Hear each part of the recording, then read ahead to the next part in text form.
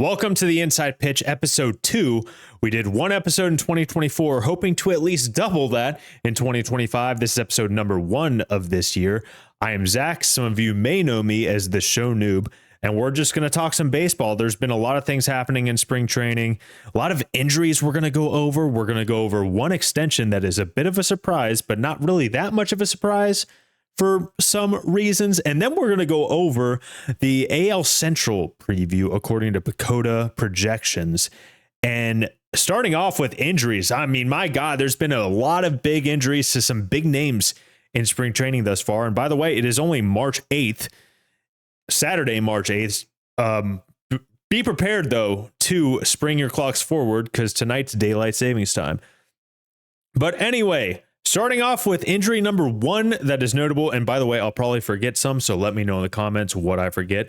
Sean Murphy is going to be out 4 to 6 weeks with a cracked rib. Now, he had a ridiculously injury-plagued year in 2024 and in the second half of 2023 as well.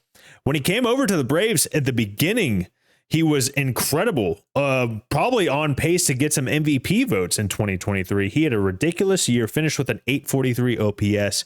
First half, though, I mean, he was up there almost 1,000 OPS in the first half, if I remember correctly. Pre-All-Star, this is 2024, my fault. Pre-All-Star in 2023 was 999 OPS. So they desperately need to get some hitting out of their catching position. They traded for Sean Murphy. I hate playing the what if game, but man, they had William Contreras, who is arguably the best catcher in baseball nowadays. They had him. What if they just kept him? As the Braves, they need people to stay healthy. That was their big problem last year, despite still making the playoffs, despite so many injuries. Spencer Strider, Ronald Acuna Jr. I mean, if you look at Sean Murphy's Baseball Savant from 2023 compared to 2024, he just didn't really have a chance to get it going. So they were hoping that this year could be a little bit different, but that won't be the case. Hopefully he does return sometime in early May at the latest, and he's able to be productive. Drake Baldwin, one of the Braves' top prospects, has the chance to make the opening day roster, being the opening day catcher. So if he can be productive, he had a really, really good year in AAA in 2024. That might be a good thing for the Braves to see kind of what he has, see what Drake Baldwin has, see what he's like at the plate, seeing major league hitting. Maybe there will be something there. Maybe he'll have a good cup of coffee. The next injury to a big name, George Kirby from the Seattle Mariners. Arguably their best pitcher. I mean, arguably an ace. He's not arguably an ace. He's putting up ace-type numbers. That whole rotation can be an ace, though. Every one of those starters, Luis Castillo, Logan Gilbert. I would probably say Logan Gilbert right now is their best pitcher. Luis Castillo is incredible as well. I mean, George Kirby, Brian Wu. They're all Bryce Miller. They're just all so good. And it sucks to see George Kirby go down with a little bit of shoulder inflammation.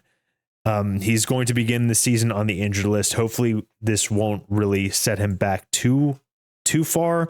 He had a great year last year. His whip was 1.07, 179 Ks and 191 innings. Just never walks anyone. Look at that elite walk percentage, 3%, 99th percentile. And this is a big deal for the Mariners because they didn't do anything this offseason. They didn't really need to do anything for the starting pitching, but a little bit of depth couldn't hurt. They didn't go out and get any offense. So they're really relying on J-Rod and Cal Raleigh to lead that offense. And what happens if you get what happens if Logan Gilbert goes down? What happens if Luis Castillo goes down with an injury? Now you're down 2 starters. And the primary way you win games, if you're the Mariners, is your pitching, and 2/5 of your elite rotation is on the IL. How are you going to win games? I know there's Emerson Hancock. He was a top prospect. I think he's a little bit too old to be considered a top prospect now, but hopefully he can fill in. And help that rotation until George Kirby comes back, and hopefully no other starters get hurt. That was a hypothetical scenario right there, but I mean, you see it happen all the time. It's always good to have pitching depth. I mean, look at the Dodgers. They had their whole rotation, basically. They had a whole rotation on the IL, and they won the World Series. That is because they had ridiculous pitching depth. And that's what you need if you want to compete and get to October and make a far playoff run. You need to stay healthy. And speaking of someone else who just can't stay healthy is Grayson Rodriguez. He's going to begin the season on the IL, and another big blow to the Orioles, who didn't really do much this offseason as well. They lost Corbin Burns, who was their ace last year, and they were relying on Grayson Rodriguez to take a step forward. I don't think, how many starts did he have last year? I know he hasn't had a full season. He had 20 starts last year, 3.86 ERA, 1.24 whip. He's 25 years old, 130 Ks and 116 and 2/3 innings pitch. And he's still very, very young. I think he has a chance to be an elite pitcher, but if he keeps getting hurt, we're never going to see it. And the Orioles need starting pitching. That has been their big weakness so far in the last couple of years. And they didn't really do too much on offense to get better in that regard. I think Adley Rutschman is going to have a bounce back season. I believe he was plagued with a wrist injury in the second half that kind of kept him from being super productive. You lost Anthony Santander to the Blue Jays division rival. You did bring in Tyler O'Neill, though, who had a very, very great year last year. And I know the left field was deep. It is less deep this year. We'll see how that translates. I know O'Neill has had injury history before, but hopefully he can find something else. Hopefully he can find a way to stay healthy for the full year. That would be fantastic. And then the New York Yankees have been dealing with a whole bunch of injuries so far to notable names. You got Luis Gil, who's expected to miss at least 3 months. That's actually news to me. I did not know that it was going to be that severe. I mean, this guy won Rookie of the Year last year.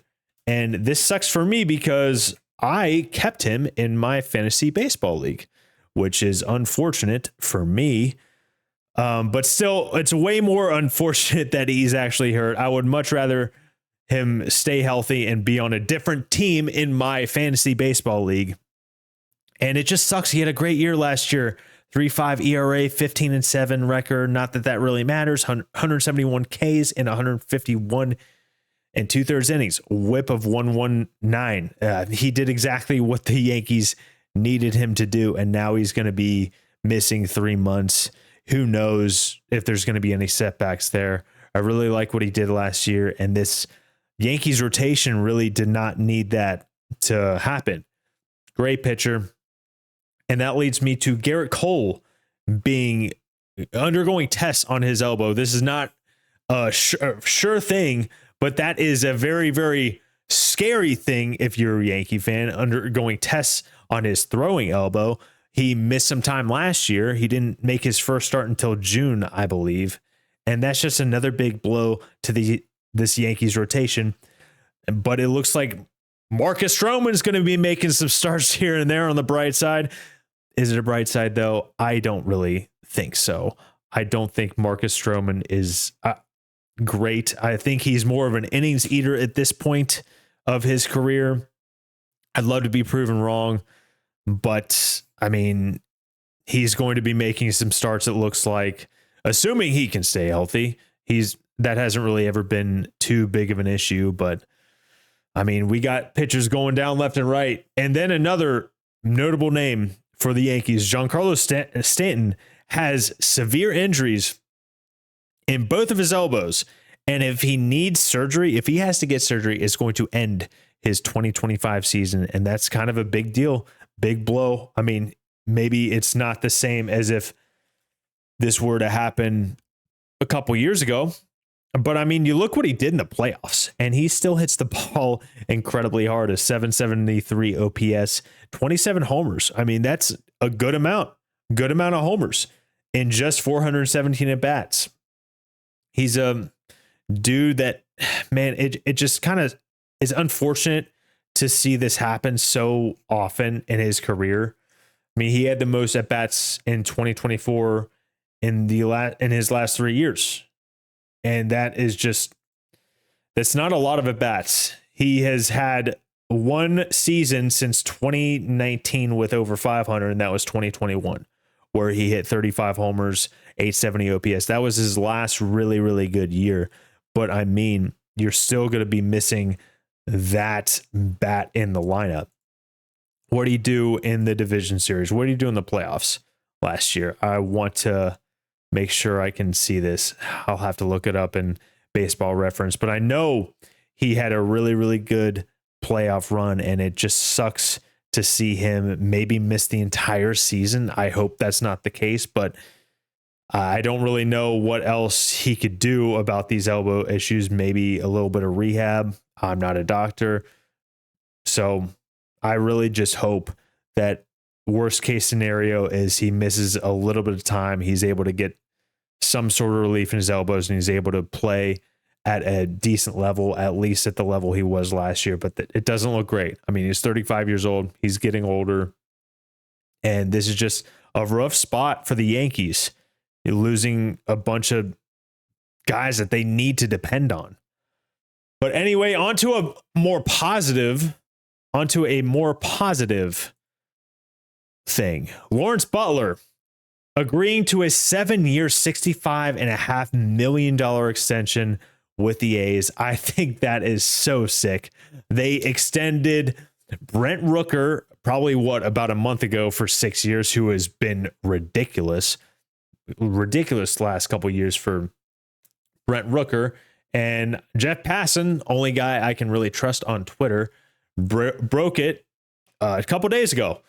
Lawrence Butler has one club option, and he's only 24. He broke out so much last year. He was so fun to watch. And what's funny is that I've been seeing a lot of these lists on Twitter that are saying these top 10 lists, like top 10 players who could break out in 2025. And a lot of them say Lawrence Butler. And I'm just like, dude, he already broke out. There is no more breaking out. He broke out last year. I mean, this is a dude who started out in the bigs, I believe, last year. And then he got sent down to work on some things. Let's see here. Yeah, he got sent down in the middle of May and came back in the middle of June and just kind of went off, man. He went off. First half, 686 OPS. After the All-Star break, he hit 300, 345 on base, 553 slugging for an 898 OPS with 13 homers, 12 stolen bases. He struck out 51 times, walked 18, and he's just a really, really good player. I'm very, very excited to see him continue to grow. That is a fantastic extension. You have got to be happy if you're an A's fan, because he looks like a star in the making. I mean, it's just going to be so fun to see him play this year. He's one of the guys I'm most excited to watch this year. I think he can absolutely take another step forward. And just seeing a full season, what he did after the All-Star break, I mean, he's got stud written all over him. And I think the A's are going to surprise some people next year. I really do. I talked about them in a video earlier this year. They got Luis Severino. If he plays like he did with the Mets, if he plays like he did with the Mets with the A's in 2025, that's a great get. If Jeffrey Springs comes back healthy, they just traded for him this offseason a couple months ago. That's a good get as well. And I mean, these guys got some players that can really take a step forward. Geloff gets a bounce back. Jacob Wilson, he has a good season of growth. Tyler Soderstrom, he looked promising in his amount of time last year. There's a really nice core that is starting to emerge for the A's. And Brent Rooker, I mean, I think he's one of only a couple. Brooker, geez, I cannot believe I typed in Brooker to try to look up Brent Rooker. But he's one of the only only so many guys had an OPS over 900. And we're talking about a guy who just didn't look like he was going to land anywhere. He's 30 years old. And he had his first full season last year, crushed it. 817 OPS, 30 homers, 39 homers this year. I mean, he looks to be the real deal at the plate. And I'm super, super excited for the Athletics. I wish it could have happened before they left the Oakland. And I know these extensions sort of happened because they were kind of forced to. If they didn't spend more money, I think it was like $100 million payroll, that there would be some sort of stipulations that they'd be punished. Don't quote me on that. I don't have a great understanding of what they were, but that's what I've kind of seen. So it kind of sucks that they're forced to make moves. Like, they're not doing it because they want to build a good team necessarily, although I'm sure they do want to build a good team somehow, but they don't want to spend money. They're kind of forced to spend money, and this is how it's happened. But still, the way they have spent that money have been great moves so far in the now and in the future, it looks like. But anyway, let's go to the AL Central preview. We're going to start from fifth, or from last to the top, according to Pecota projections. Excuse me. I can't talk today or ever, really. If you watch me long enough, you'll know that I mess up my words constantly, and hopefully I'll get better. But, there's a good chance it never does. But the Chicago White Sox right now, according to Pecota, are projected 61.9 wins and 100.1 losses. They have 0% chance to make the playoffs, which I agree with. I don't know if I agree with the 61.9 wins, though. I really don't. They were so bad last year. 61.9 would have to be a 20-win increase, almost a 21-win increase. And I just don't know if I really believe in that. They were so bad last year. I really wish that I spent more time watching them, because what they did was something truly great. And I don't mean great as in curing a horrible disease or solving world hunger. I'm talking about great, how Ollivander said Voldemort did great things, terrible, but great. That's what I'm talking about. 41 wins, broke the MLB record for losses with 121. They just had a horrible, horrible year. And imagine having that horrible of a season, and you still had Garrett Crochet, who's arguably the nastiest lefty in the American League, except for Skubal. I think he has a chance to be as good as Skubal. He could win a Cy Young sometime in his career. He was ridiculous. And it's really bad when you look at what they did last year. You look at all these OPS pluses right in front of me. Andrew Vaughn had a 99 OPS plus, a 0.2 WAR in 570 at bats. That is really rough. And Andrew Benintendi, who somehow hit 20 home runs, 95 OPS plus, who led their team in homers, putting up with a sub 700 OPS. And Tommy Pham had the highest OPS on the team, it looks like, or highest OPS plus on the team, who got a decent sample size. But what did they do this offseason? They did bring in some people. Who did they lose, though? We all know Garrett Crochet is not there anymore. They traded him to the Red Sox. You lost Michael Soroka, who didn't do well as a starter, but he actually did some really good work as a reliever. I think the Nationals are planning on using him as a starter, but that is for a separate conversation when we talk about the NL East. Yoan Moncada went to the Angels on a one-year deal. Mike Clevenger did re-sign with them. Nick Senzel, he is still unsigned. You lost him. You lost Gavin Sheets, Enyo De Los Santos, Martin Maldonado, and his 400 OPS. Max Stassi is now a Giant for their minor leagues system. But what did they bring in? So far, not much. I mean, you got Mike Tauchman in free agency. You got Josh Rojas over third base. You brought him in. Non-roster invitee Joey Gallo Signed him last month. And you got Brandon Drury, also Matt Tice, Michael A. Taylor. Martin Perez is going to be the ace of that rotation. That is not something I thought I would say in the year 2025. Bryce Wilson, who was a reliever last year, is slated as their number 5 starter on Fangraphs. This is all on Fangraphs. If you are listening and not watching, I do have all. We're looking at Fangraphs right now, so maybe in some time I'll set up some like nicer scenes for this podcast sort of situation. Right now, I just want to remain consistent and try to get episodes out there and just be informative / entertaining, whatever you want to call it. But this lineup looks rough. Mike Tauchman, who I didn't know was 34 years old, is slated as their leadoff, according to Fangraphs. Now, this is all projections. I don't know what their lineup construction will come to look like opening day. You got Luis Robert hitting second. I can't believe he's already almost 28 years old. Andrew Vaughn, 27 years old. Miguel Vargas slated to clean up, who had one of the worst seasons that statistically we've seen. He came over from the Dodgers in a trade. I forgot who the White Sox traded to the Dodgers. I think it was Kopech. I think it was Michael Kopech, now that I'm thinking about it. You got Josh Rojas playing second base. Lennon Sosa as their DH. That is not someone you want to see as a DH who wants to pop there. I think Joey Gallo might have. I think that's actually a really good spot for Joey Gallo, because I don't know what he has left. Suddenly he's 31 years old, and I'm getting old now that I think about it. Geez, how the time flies.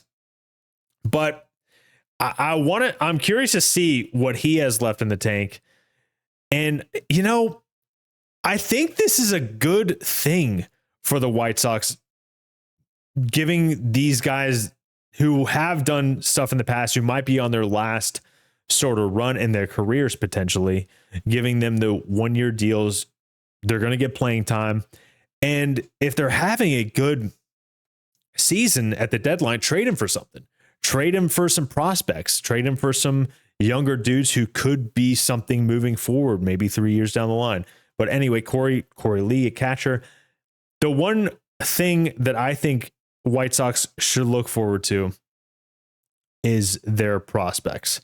You got Colson Montgomery slated as their starting shortstop, according to Fangraphs. Let's see what he's got. Let's see what he has. He's 23 years old. He's their top prospect. That is, if I was a White Sox fan, that is what I would be paying attention to this year. Just their prospects and seeing how these young guys play in the majors. If they are in the majors, like Colson Montgomery is slated as their opening day shortstop. I don't know if the White Sox have actually come out and said he's going to be their opening day shortstop, but that's something I would look at, because you have a lot of minor league talent, a lot of prospects that can be good for this team. I mean, Jonathan Cannon, what does he have? He's going to be 25 this year. Bryce Wilson, he's only 27. I mean, he had a decent year as a reliever last year. What does that look like as a starter? I'm kind of interested to see what he did last year off the top of my head. I mean, 4.04 ERA and 104 and 2/3 inning. That's not terrible. That's not a bad season. And let's just see what he's got. He's going to get innings. He's going to get a lot of innings. Their bullpen is just meh. You got Penn Murphy, who could be fun to watch. Tyler Gilbert, who I believe he threw a no-hitter for Arizona, I think. But right now on the injured list, you got Andrew Benintendi, Austin Slater. I mean, that contract for Andrew Benintendi is rough. Yeah, I think they got to find some way to increase his value. He's got a fractured hand, though. I missed that. He has a fractured hand on his non-throwing hand. That's rough, though. I mean, if he's hurt, you can't increase his trade value. So he's going to miss some time. Looks like this is not the year that he's going to get traded. But not saying a team would take him. I know he had a decent second half last year. But going back to what I said about their prospects, Edgar Cuero, catching prospect in AAA, fourth in their organization, and overall 90th. You got Kyle Teal, who came over from Boston, another catching prospect. Which one of them figures it out? Which one of them rises to the top of the ranks? I'm really excited to kind of watch Kyle Teal as well and seeing how those prospects they got from the Garrett Crochet trade kind of develop and stack up. Braden Montgomery, another guy to look out for and pay attention to as he gets reps in the minors. Same thing with Brian Ramos. I know he got some playing time last year. Didn't look great. 655. Or that's the projection, my fault. Never mind, a little bit rougher than I originally thought. 586 OPS in 108 plate appearances. He didn't look great, but he's only 23. Maybe he taps into something. And that's just what I would look at if you're a White Sox fan, looking for something to look forward to during the season, because it doesn't look great. They're going to be bad. I don't think they're going to be worse than last year. That would be almost impossible. I just don't think it's going to happen. Whether or not they win 61.9 games, I'm going to say they don't. I'm going to say they win 55 to 57. That's what I'm going to go with. That's what I'm going to go with. And by the way, I meant to say we're going to do an over-under for these Pecota projections, like what I think is going to happen. Next up, Detroit Tigers, who made the playoffs last year. Pecota has them 78.4 wins, 83.6 losses, 9.8% to win the division, 7.3 for the wild card, 17.1% chance they make the playoffs in general, which is that's interesting to me because I mean we all know they made the playoffs last year. They ended the Houston Astros run of ALCS appearances. They went 86 and 76. Surprised the hell out of everyone. I mean, look at post All-Star break. They were 48 and 50. And then they finished 86 and 76. So they turned it on. Had a great season. A couple things of note. Javi Baez, negative 1.1 WAR. I don't know if we're going to see him or how much we're going to see him. I mean, that is a big contract. I think they probably got to start him in the lineup. I don't know who else would play shortstop for them right now off the top of my head. Cole Keith, can he take a step forward? He didn't really have a great rookie campaign, but I would hesitate to say it was bad. 96 OPS plus, 1.1 WAR. Spencer Torkelson. Oh, man. He had such a decent year, a very uplifting year in 2023. We really thought he was going to take a step forward in 2024. He didn't. 89 OPS plus, only 10 homers compared to what I believe he had 30 last year or in 2023. 31 in 2023, 107 OPS plus 758 OPS. I was really hoping he was going to take that step forward. And if you were to tell me that Spencer Torkelson hit, if I were not to see the standings at the end of 2024, but you told me that Spencer Torkelson hit 10 homers, had an OPS of 669, OPS plus of 89, I would have said there's no way in hell they made the playoffs. Riley Green was great. Scooble, of course, won the Cy Young last year, 6.3 WAR. Jack Flaherty had a great season there. Great season there. And good on the Tigers for bringing him back. Good on the Tigers for bringing him back. Let's see. Who else did they lose? Who else did they bring in? They only lost Shelby Miller. They really only lost Shelby Miller, which is kind of nuts. Kind of actually nuts. Tell me if I'm wrong and I'm looking at the wrong thing, because that seems like a very, very low, just one guy. Is that correct? I don't know off the top of my head, but they brought in Gleyber Torres to play second base. And right now, they don't even have Javi Baez in the starting lineup. They have Trey Sweeney, according to Fangraphs. I really don't know if that's going to happen. They have Javi Baez on the bench, which I think is the correct place for him. But also, he's making, $20 million? Is that going to be a $20 million bench player? I don't know. I think it's great for the team, but can you swallow that pride of spending that money and put him on the bench? I think you have to. But I really, really like what they brought in with Gleyber Torres. I mean, he's not that dude who's going to hit 38 homers like he did in 2019. He, what? I mean, that was the juice ball year, right? Yes, that was the juice ball year. What did he do last year? He had 257, 15 homers, 330 on base, a 101 OPS plus. Not an amazing year, but not a terrible year. What's he got for a career? A career 112 OPS plus. So a little bit lower than his career average. But if you look at the last 3 years, 113 OPS plus, 118 OPS plus in 2023 with an 800 OPS. That's not bad.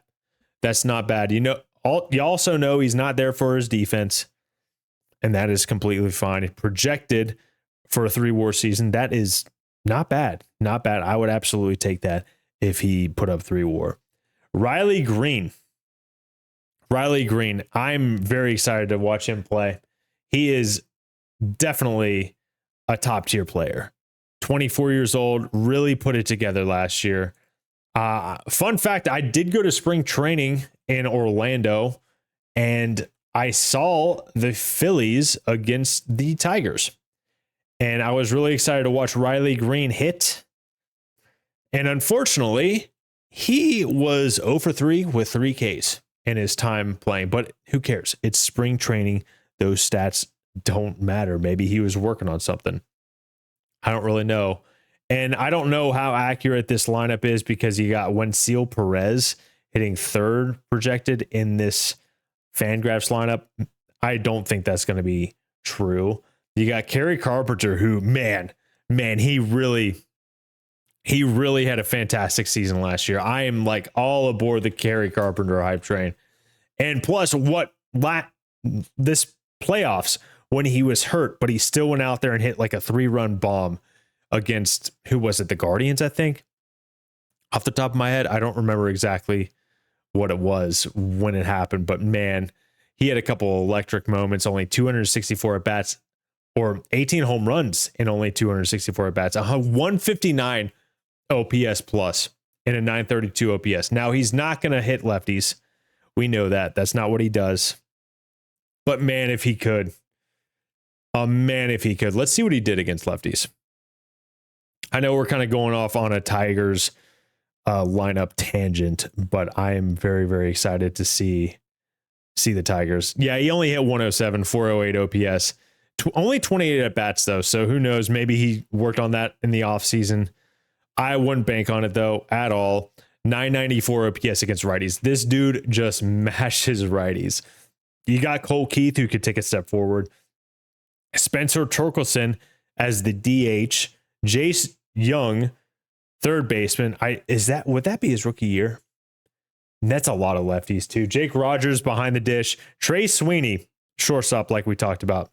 And, man, they brought in Jack Flaherty. So, Skubal, Flaherty, top 2 of the rotation. That is nasty. That is very, very scary in a 2 or a wild card series or a DS. I really wish they'd change the DS to 7 games. But anyway, Casey Mize, who I saw in spring training, actually looked pretty good. Fastball sitting at like 95, 96. Reese Olson's another good pitcher. Kenta Maeda as your 5. That's not a bad rotation whatsoever. I mean, Casey Mize, he was like one of the top pitching prospects for a while. He's close to 28 now, but still, that could be a very, very solid top 4 of the rotation. Reese Olson kind of slept on a little bit, in my opinion. 2.4 WAR, 3.53 ERA. They brought in some bullpen arms too. John Brebbia, Andrew Chafin. We'll see if he makes the team. He's a non-roster invitee. Tommy Kahnle, who had a decent year last year, 2.11 ERA and 42 2/3 inning. You got Jason Foley, Bo Breesky, decent arms. These aren't guys that are going to like blow you away, but these are guys that are pretty solid from top to bottom in this bullpen, maybe with the exception of John Brebbia and Andrew Chafin. Although I do think Andrew Chafin can be very, very valuable, had a very, very high K rate, but the walk rate's scary a little bit, 4.95. walks per nine last year. You got Parker Meadows and Matt Vierling on the injured list right now, strained rotator cuff and upper arm inflammation, respectively. To Matt Vierling and Parker Meadows happened late February. Hopefully they can maybe get better. They're not on the injured list, projected injured list. Guys who are actually on the injured list right now, Alex Cobb, who, he's had a really, really solid career. And Alex Lang, I believe, he had lat surgery in June. So that's why he wasn't in the bullpen. I knew they were missing someone. But man, I really, really like this Tigers lineup. I think they're so young. I mean, if this is the projected lineup and this is actually how they're going to roll them out, the oldest guy here is Jake Rogers, and he's going to turn 30 here soon, but he's not 30 yet. The next oldest guy is Glaber, 28 years old. This is a very, very young lineup.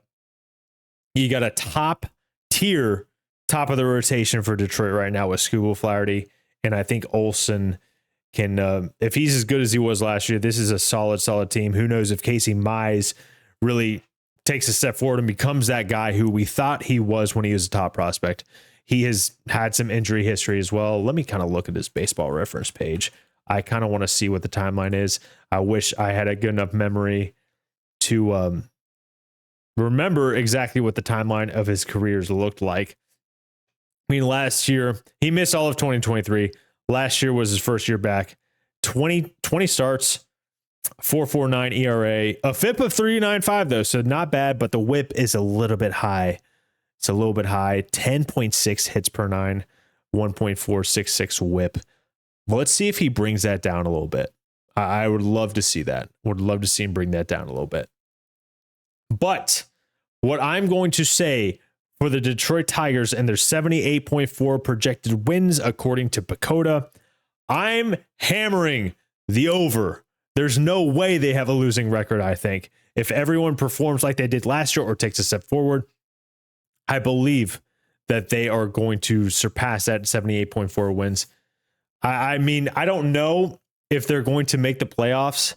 They had such a crazy end of the year last year that, man, that's tough to replicate, but I do think Detroit can. I think they can make the playoffs this year. This whole AL Central is going to be kind of like it's besides the White Sox, it is going to be a very big battle, and I am very, very excited to watch it. Up next, the Cleveland Guardians projected wins 79.9, and they won the division last year, so that is pretty crazy. 92 wins, 69 losses. You got J Ram, who had a ridiculous year, almost went 40-40-40. Made a video on him on the main channel. You should go check it out. You should definitely go check it out. But 39 doubles, 39 homers, 41 stolen bases, and fifth in the MVP. That just is crazy to me. How that sort of season is fifth MVP, did win a Silver Slugger, OPS plus of 143, OPS of 872. He just does it every year. Steven Kwan had a ridiculously good year too. He keeps improving every season. 126 OPS plus. David Fry kind of came out of nowhere.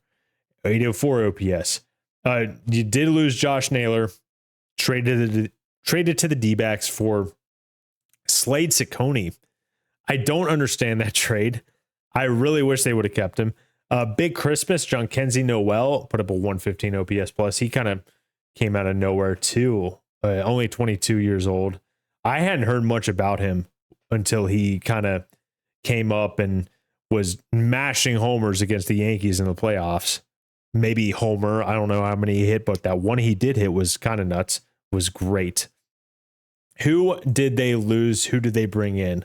Let's check it out. The Guardians. Man, they just keep doing it year after year. They lost Matthew Boyd. They did re-sign Shane Bieber and Austin Hedges. They lost Alex Cobb, Carlos Carrasco, Scott Barlow, James Karinchak, and I did not know until right this second that Noah Syndergaard was a part of the Guardians at any point in any sort of fashion. That's kind of wild to me. You brought in Carlos Santana to replace Josh Naylor. Sneaky underrated move, even though Carlos Santana is about to turn 39. Sneaky underrated move.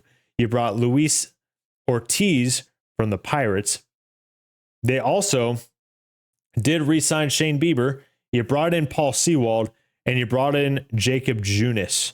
You brought in John Means as well. You brought in John Means. They actually have a lot more starting pitching depth than I thought. Now, Shane Bieber and John Means are going to start off on the IL. John Means had Tommy John in June of last year. We all know Shane Bieber had Tommy John early in the season last year. He never really had a chance to get it going, but he was looking dominant when he did pitch last year. I mean, dominant. 0 ERA, 2 starts. Okay, so very small sample size, but 12 innings pitched, 20 strikeouts. 20 strikeouts. And I thought he was kind of declining. I looked at his baseball savant, which does not make me a savant, but it looked like it was trending downwards. But man, 0.7 WAR in 2 starts. Man, I would love nothing more than for him to find this form, and bring it in 2025 when he does come back, whenever that is going to be. But also, David Fry had surgery on his elbow in late October. So a couple guys on the injury list, but I still think this is a very, very good team. And now I think you look at the lineup, you got Steven Kwan leading off, Jose Ramirez, who's year after year an MVP candidate, Kyle Manzardo. What does he bring? I know they have big projections for him. They're really, really hoping he kind of is another power bat they can add in that lineup. You got Carlos Santana, who had a really good year last year. Lane Thomas, who had a very, very disappointing year.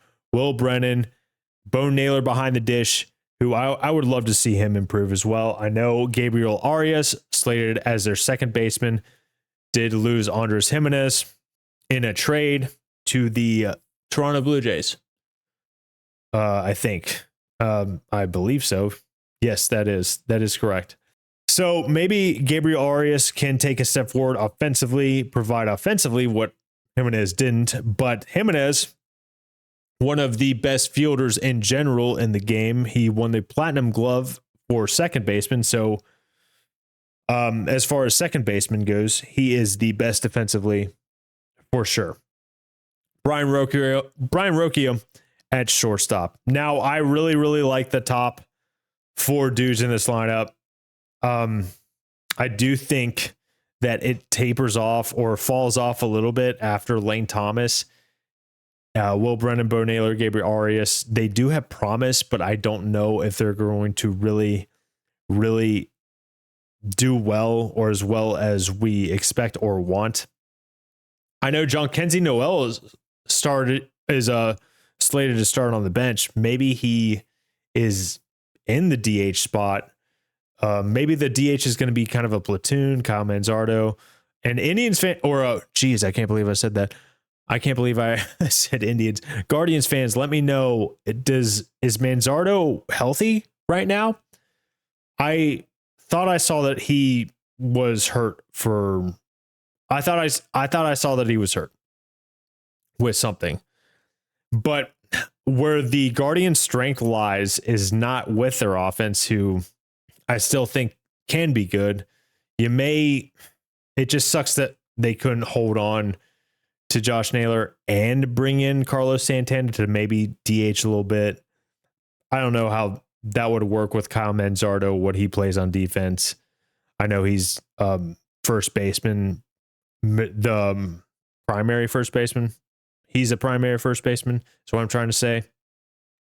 But I think where their strength lies, excuse me, throat's getting a little sore. I have not talked this much in a 45-minute span in a very, very long time. I'm out of practice. Rotation: Tanner Bybee, Ben Lively, Gavin Williams, Luis Ortiz, and Tristan McKenzie right now. As I talked about earlier, you got Shane Bieber and John Means on the IL, who can play major, major parts through a rotation when healthy. We all know that, especially Shane Bieber. Tanner Bybee, I think he's a great pitcher. I don't know if I'd want him as the number one on my team, but I think he's a great number two. And if he's a number three, it means you got a great rotation. Ben Lively had a really, really strong season last year. 3.81 ERA and 151 innings pitched. Gavin Williams, I know they think very, very highly of him, as do I. Did not have a full season last year. 4.86 ERA over 76 innings pitched. Luis Ortiz, brought over from Pittsburgh. I don't know who they traded to get him. I don't remember. Please, someone tell me. And Tristan McKenzie, who has had his fair share of injuries thus far in his short career. I like this rotation. Especially, I like it more with the thought that Shane Bieber will be back at some point. I like it even more with the thought of John Means being back at some point. They have a lot of starting pitching depth, assuming those two come back healthy. Luis Ortiz had a sneaky good year last year. And from what I've heard, don't quote me on this, take this at face value. Tristan McKenzie, who had a dreadful year when he did come back, he's pumping like 98 now, 97 on the gun, which I don't remember seeing and I don't remember hearing. So maybe he has the potential to come back strong. Let's see what he has done in his career. I know he's he's not old, but he is going to be 27, and it feels like we haven't seen a full season from him ever, which would be wrong because I'm staring at one from 2022 where he put up a 2.96 ERA over 191 and a thirds inning with a FIP of 3.59. That's a very, very strong season. If he can get back to that, that would be fantastic. He looked really, really bad last year, and I really just want him to return healthy. I mean, I assume that he was just not all there last year as far as health goes. I kind of want to check out his Savant. Oh my God, he was averaging 91.1 on his fastball last year. So if that is true and he's averaging 97, 98 on his fastball in spring, that could be a huge difference. What was he doing in 2022? 92.5. 92.5. I'm actually going to look at Twitter real quick. I'm going to see if I can find this. Tristan McKenzie. What are we talking about? What is he doing? What is he doing? It looks like I can't really find it. But wait, hold on a second. I might have it. So I see this start against Cincinnati late February 22nd. Looked like his four seam was averaging 94. So maybe not 97, but that is a hell of an increase. That's a very, very big increase from 91.1 last year. So hopefully there is something there. And let's take a look at the bullpen, who is ridiculous. Ridiculous top end of the bullpen. You got Clase, who I haven't even mentioned yet. He was arguably had one of the best seasons you can have as a closer. Top ranked relief pitcher, according to Fangraphs. 2.2 WAR in 74 and a third innings pitched, 47 saves, a .61 ERA. 0.61. I believe he came in third in the Cy Young race. I believe 4.4 WAR for B WAR, 47 saves, a .659 whip. I mean, that is just unreal numbers. And the FIP was 2.22. I mean, that is crazy. Third in Cy Young, 11th in MVP. Just insane. 1.2 walks per nine, 0.2 homers per nine, 4.7 walks per nine. That's unbelievable. This bullpen, you get it to the sixth inning, and you got Clase, K. Smith, and Hunter Gaddis just shoving at the back end of the bullpen. And it does kind of fall off a little bit. I mean, Tim Herron's great too. Paul Sewald can be great. He is getting up there in age. And then Andrew Walters, Doug Nikhazy, I believe you say that is how you say that. But even if you got a couple guys that are just primarily innings eater, if you can just get to the playoffs, Have one of your starters get it to the 6th or 5th or 6th, past the 5th to the 6th. Game's over. Game's pretty much over most of the time. So that is just a ridiculous bullpen. I think their main weakness for the Guardians is their offense in the latter half of the lineup. And I mean, Lane Thomas has done it before. He's had a good year. Who's to say he can't do it again? Who's to say Kyle Manzardo isn't that next big power bat that they've been looking for in that lineup? Jose Ramirez, I mean, is he going to win an MVP someday? I think he can, but it's going to be difficult. I think you can pencil him in for a top 5 MVP again. You just can't go wrong with that. However, when it comes to the 79.9 wins for Pecota, I'm going to go with the over. I don't think this team got that much worse. They won 92 games last year. I don't think they got 12 games worse. I just don't think they did. I'm going to go with the over. They're going to win. They're going to have a winning record, in my opinion. I think they will. Next up is Kansas City. The Kansas City Royals are projected 81.2 wins in 2025. They kind of came out of nowhere last year. They won 86 games. They were not viewed as a potential playoff team last year. Not in the least. The main reason, if it were to come down to one player, Bobby Witt Jr., he is undeniably a top 5, top 3 player in baseball right now. I think he just had one of the best seasons you can possibly have and not win MVP. I mean, you look at his baseball savant, which is not objectively the greatest way to measure a player, but I think you can just look at this and be like, this dude balls. Batting, base running, fielding. He's one of the fastest players in baseball. He's one of the best.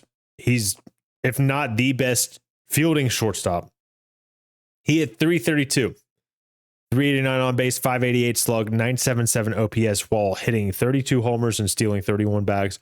Almost had a 30-50 season in 2023. Another big reason that they made the playoffs was their starting pitching. I mean, Seth Lugo, I think, where did he finish? Did he finish second in Cy Young? Did he really? No, he didn't. There's no way. Let's see. He did finish second, and Cole Reagan's finished 4th. Excuse me. That is crazy. Their rotation was amazing. Brady Singer had a good year. Very big bounce back year. Michael Wacha had a good year. But they did lose Brady Singer to the Reds. But let's just go look at what they lost. Who did they lose this offseason? They lost Paul DeYoung. Sorry, my throat's getting a little sore. He lost Yuli Gurriel, lost Tommy Pham, Nick Anderson, Robbie Grossman, Adam Frazier. Not too many big names. I'd say the biggest name they lost is Tommy Pham, probably. And they brought in Mike Lorenzen, though. Actually, did he play a little bit with them last year? Am I just losing my mind? Did they trade and get him at the deadline? He did. He started 6 games. He was ridiculously good with them. 1.57 ERA, but a 3.9 FIP. But anyway, I was talking about they traded Brady Singer. They traded him for Jonathan India, who's a bat that they desperately needed. That is the one thing that I think is a weakness for the Royals, is their second half of the lineup. Right now, you got Jonathan India, Bobby Witt Jr., and Vinny Pasquantino. Salvador Perez is your top 4 in the lineup. I think that's a very, very solid top 4, especially with Bobby Witt Jr., who's probably one of the best players in baseball, one of the top 5, top 3, like we talked about. Vinny Pasquantino, he had a great season last year, and he drove in 100 runs, I think.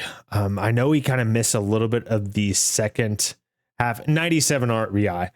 He had 496 at bats, 111 OPS plus, 760 OPS. There's definitely a world where that is not the ceiling, that he improves on that. He's 27 years old. Jonathan India, he had a decent year last year.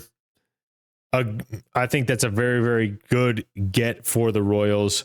Salvador Perez, he's getting a little bit older. What does he have left in the tank?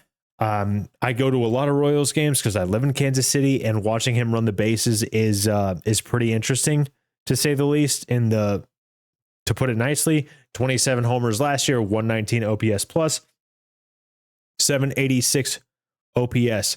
Very strong season. A 2.5 WAR is not something I was expecting.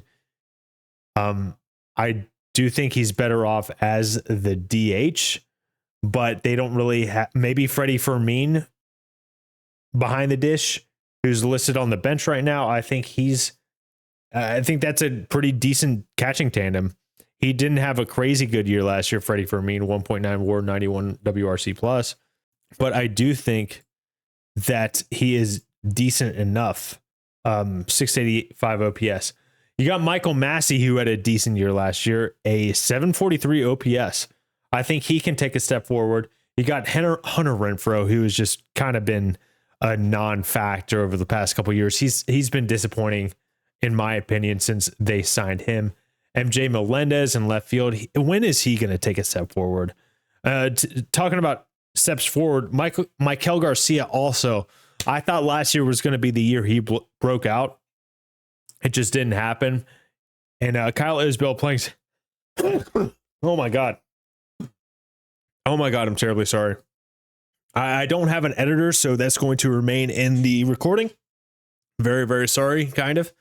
Got Nick Lofton, Dairon Blanco, and Nelson Velasquez, who has really, really good power potential, just didn't show it last year.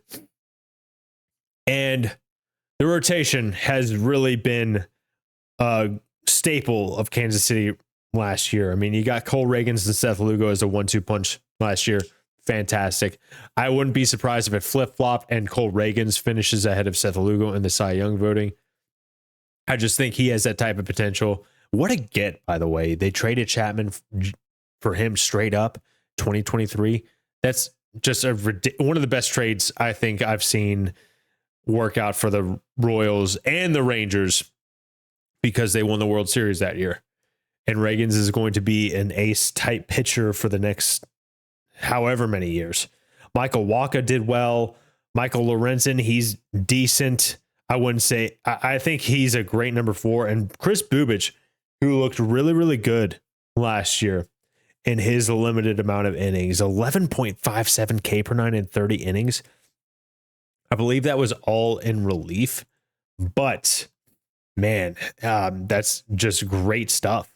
Great stuff. That was all in relief. So if he can kind of take that into the rotation as a number 5, not saying it's going to be exactly that type of production, because it won't be. It's just different.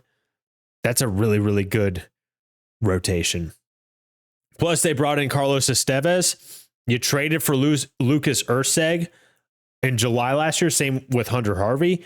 Those 3 are really, really solid bullpen pieces. Really, really solid. You also have John Schreiber, who was brought in via trade last year. Angel Zerpa, Chris Stratton, Sam Long, and Carlos Hernandez. I think it's a pretty decent top and back end of the bullpen with Estevez and Lucas Urseg. I think that's very, very decent. Overall, I'd say the bullpen is a little bit weak, especially the guys that aren't Estevez, Lucas Urseg, and Hunter Harvey. But the bullpen's so volatile that I think maybe some of these guys just kind of finds it, or maybe they bring someone up from the minors. Also, you have James MacArthur and Kyle Wright on the injured list. James MacArthur, I don't know what he's going to be if he does come back this year. It looked like he has elbow surgery for a fractured olecranon process. And he had that in November 2024. So I don't know what the timetable is on that. It sounds pretty extensive, maybe a 6-month sort of situation. So maybe he could be back later in the year. Kyle Wright, who had a really, really good, I think it was a 2022 or 2023 with the Braves. They traded for him, and he just has had some bad luck with injuries. He had torn capsule in his shoulder. So I don't know when he's going to be back and what type of pitcher he's going to be when he comes back. He was pretty awful in 2023 when he did pitch, 6.97 ERA. But I mean, that 2022 was great. 3.58 FIP, 3.19 ERA in 30 starts. Really, really good pitcher. Got Cy Young votes. I'm a Braves fan. I didn't know that. I did not know he got Cy Young votes that year, which makes sense. And I do still like this Royals team. They do need Vinny Pasquantino to really step up. They need Jonathan India to have a great year. Salvador Perez needs to not age this year. I don't know if I have confidence in the back half of that lineup with Michael Massey, Hunter Renfroe. I really want to believe that MJ Melendez will take a step forward. I want to believe that Michael Garcia will break out because under the hood looked really, really good. I don't know if it still looks the same, but I really hope that he can figure it out because he can be a great player. I think he stole 37 bags last year? Yeah, 37 bags last year. Expected batting average was 260. What he did was 231. He doesn't chase, he doesn't whiff, he doesn't strike out, but he also doesn't really walk, but he squares everything up. He doesn't barrel anything, but he hits it pretty hard. Has a good average exit velocity, but not a great expected slug. I don't know what to think. He's a really good fielder too. He's 66th percentile in sprint speed, which is not bad. He's only 25. There's still plenty of time for him to break out. And I think it needs to be this year. It needs to be this year. Because if that back half of the lineup doesn't perform, they're going to need Bobby Witt Jr. to have that same type of year, which is very possible. It's very possible, but it's so difficult to put up a season worth 10 WAR, 10.4 F WAR. That is so hard to do. That I want to believe. I want to believe in the Kansas City Royals because that's where I live. I live in Kansas City. And the 81.2 wins, which seems low. What's up with Pecota? These are all low records. I'm going to go with the over. I do think they're still good. I don't know if they're going to be as good as last year. 86 wins. I think they could do that again. I believe in them. I do. And I think they could make moves in the offseason, or not the offseason, but by the deadline to get them closer. Because I know they have expectations this year. They just do. All right. Last but not least is the Minnesota Twins, who are projected 86.6 wins. I don't know about that. They're projected 86.6 wins. They won 82 games last year. What did they do this offseason? Did they do anything this offseason that made them a lot better?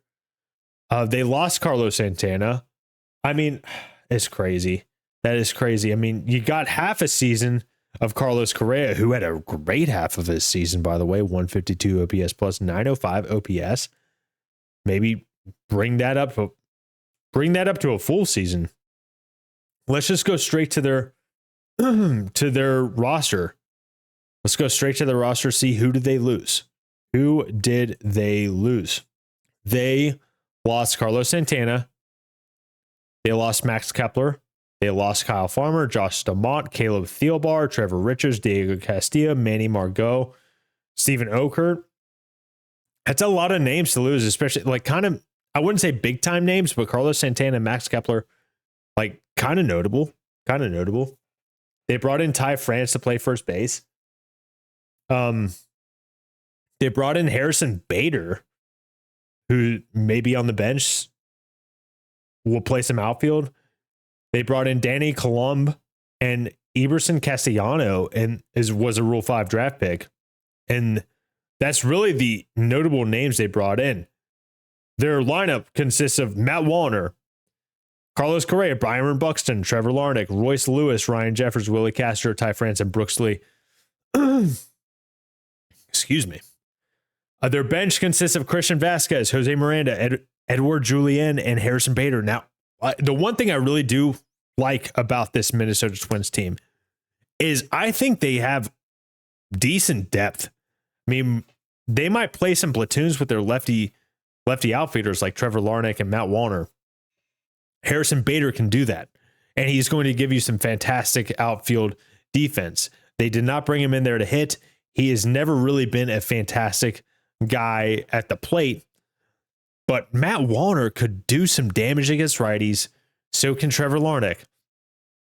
The one thing this Minnesota Twins team needs to do, they need to stay healthy. Carlos Correa had a great half a season last year. We all know what he can do if he puts it together for a full year. He needs to do that. Byron Buxton, same thing. I cannot believe he's 31 years old already. I just can't believe it.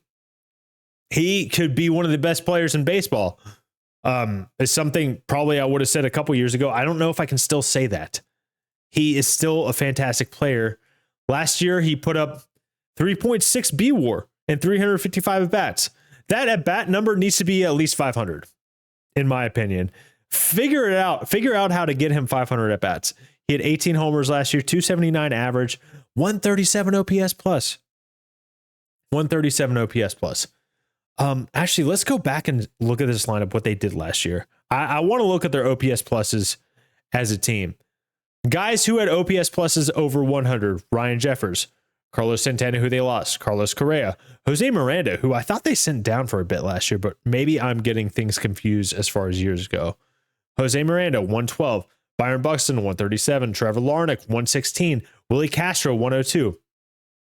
Brings me to my next dude who needs to stay healthy. Royce Lewis, 107 OPS plus. I mean, injury riddled year. He has so much more in the tank, I believe. He did not really get a good chance to get it going last year. He got hurt opening day. Opening day, he got hurt and just never the same. But he did have a decent year. I mean, I'm not going to say it was a horrible year, but just the hype of what he has been, what he did in 2022 when he came up for just a little bit. And 2023 when he played 60 games, about 309 average, 921 OPS, 149 OPS plus. Man, they just need him to stay healthy. Ryan Jeffers had a fantastic season last year, 2.0 F WAR, but I think he's better than a 2.0 F WAR if we're being honest. He had 21 homers and 103 OPS plus. I know he cooled off, but this is still a deep lineup, I think, up and down. Willie Castro is good. Ty France can be good. We've seen him do decent at a ballpark where no one hits. I really just believe in this team. You got Pablo Lopez, who I think is much better than what he did last year. He did not have a fantastic year, 4.08 ERA. I think he's going to bounce back pretty well. Bailey Ober had a decent year. Joe Ryan had a solid year. Simeon Woods Richardson, he had an okay year. And Chris Paddock kind of didn't have a great year, but that's a decent rotation, I think.